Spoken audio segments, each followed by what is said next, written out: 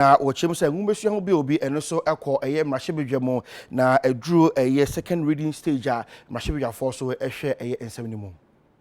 Ghana has not taken full advantage of ensuring that we equip our young people with employable skills.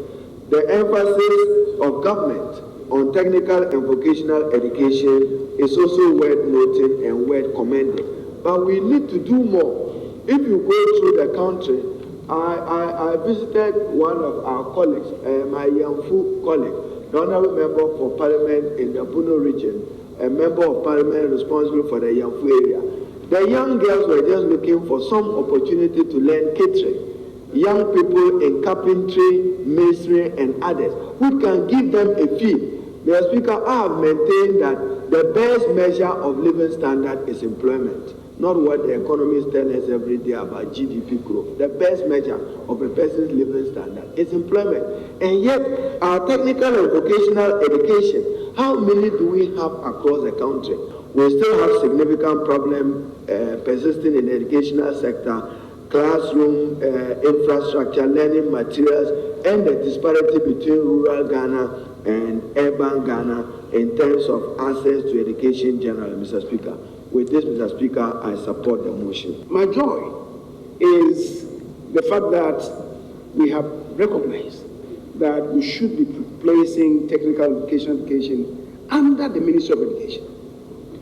Thus far, we have left them in the corridors of the Ministry of Employment, and sometimes it goes elsewhere. And technical vocational education is left orphaned, which explains why funding is really a difficulty. So, by necessity, secondary education includes technical and vocational education. That is the language of the Constitution. And yet, for whatever reason, we have decided to hire them to a purgatory, Mr. Speaker, and we are left to rot. Today, the happy news is that we are bringing them under the ambit of the Ministry of Education. I believe they will be better taken care of there.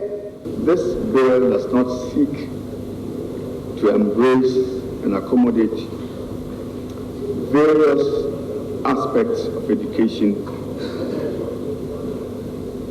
that have come under heavy criticism.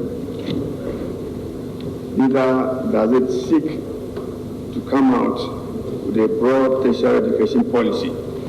It is best understood alongside the existence of quite a number of documents already existing, including the various reforms within the tertiary education sector, reforms in the TPET, as well as a comprehensive tertiary education policy document which has been approved by Cabinet, and that it ought to be considered alongside the existence of that wide range of policy documents that need not be taken into consideration as an isolated item.